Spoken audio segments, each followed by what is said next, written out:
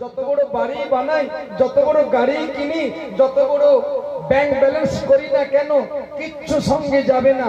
এমনকি এই সাধের দেহটা, এত আদরের দেহটাকেও সঙ্গে করে নিয়ে যেতে পারবো না।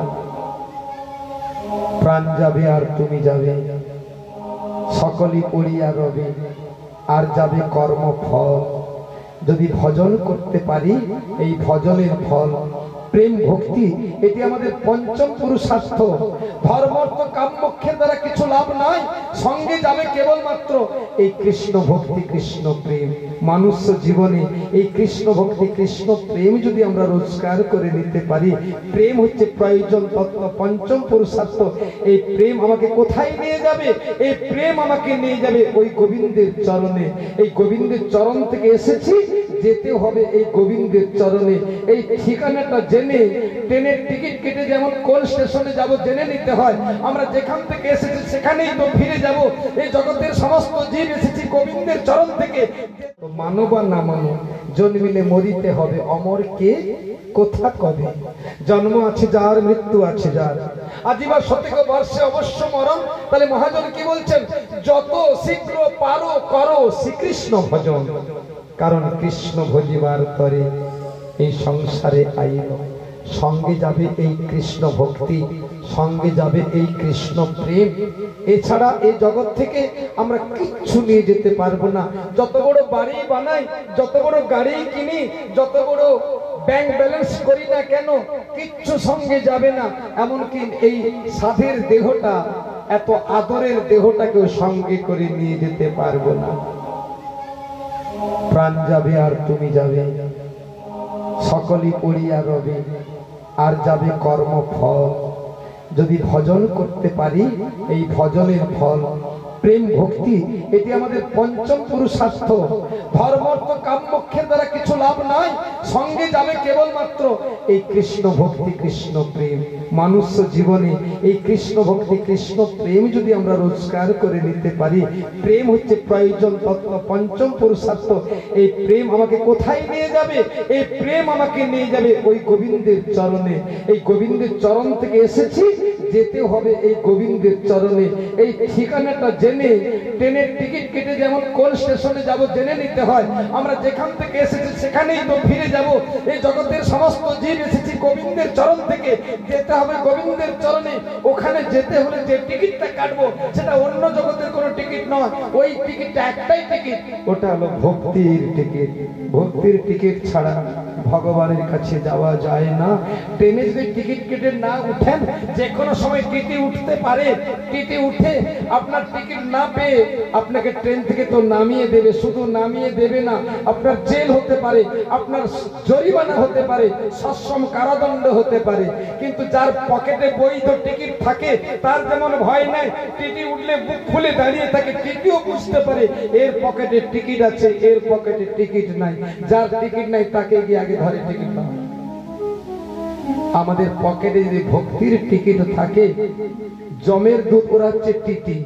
এই জমের দুধরা কখনো আমাদের দিকে তাকানো দূরের কথা, আমাদেরকে নামিয়ে দেওয়া দূরের কথা, দূর থেকে আমাদেরকে প্রণাম করবে, দণ্ডবোধ করবে। বাবা, এই পৃথিবীর মাটিতে এসে মনুষ্য দেহ পেয়ে কৃষ্ণ ভক্তি রোজগার করে এরা ভগবানের কাছে যাচ্ছে। ওরা দূর থেকে জমের দুধ, জম বলে দিয়েছে, ওদেরকে প্রণাম করবে, ওদেরকে দণ্ডবোধ করবে, ওদেরকে ভক্তি করবে। ওরা ভগবানের রাজ্যে চলে যাচ্ছে। তাই যেতে যে হবে এটা সুনিশ্চিত। এখন থেকে বুঝে নিতে হবে কি নিয়ে যাব।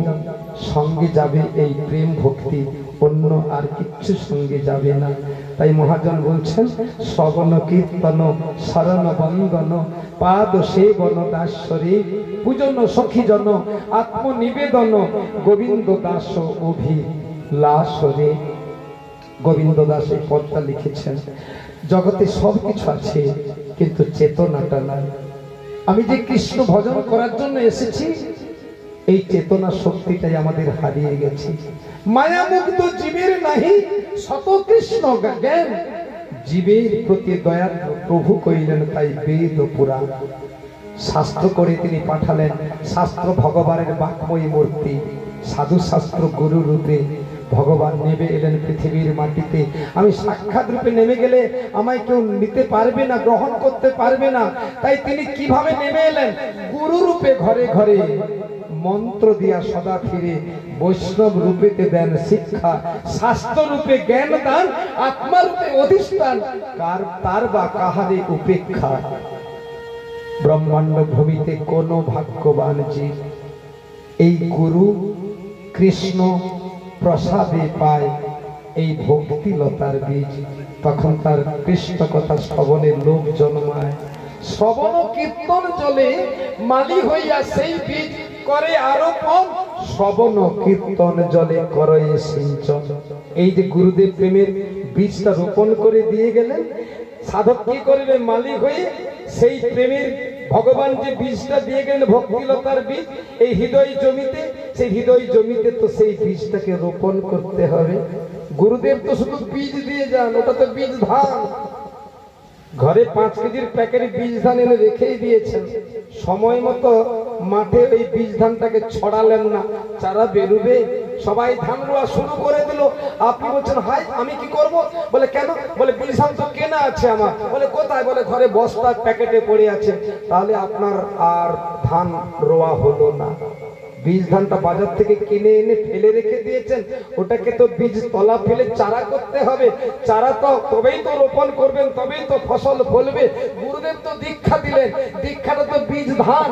আপনাকে জমিটা পরিষ্কার করতে হবে। এত ঘাস আগাছা, আগে ঘাস মারা দিন, জমিটাকে পরিষ্কার করুন, তারপরে একটু কর্ষণ করুন। এই কর্ষণ করার পরে গুরুদেবের দেওয়া বীজটা ওখানে রোপণ করে দিন। শুধু রোপণ করলে হবে না, জল দিন। জল না দিলে চারাটা বীজটা শুকনো হয়ে যাবে। কি জল দেবে সাধক? গুরুদেব যে বীজ ধানটা দিয়ে গেলেন, যে কাম বীজ কাম গায়ত্রী, কাম বীজ, বীজ মানে ধান, কাম বীজ কাম গায়ত্রী গুরুদেব যেটা দিলেন, আপনি কি করবেন? ওটা হৃদয় জমিতে রোপণ করে আপনি এবার জল ঢালতে আরম্ভ করলেন। কি জল? নিত্য শ্রবণ কীর্তন জলে করই সিঁচন। একদিন শুনলাম আর হরি কথা শুনলাম না। একদিন গাছের গোড়ায় জল ঢেলে দিয়ে 1 মাস যায়নি, 1 মাস পরে গিয়ে দেখলাম হরি বল, গাছটা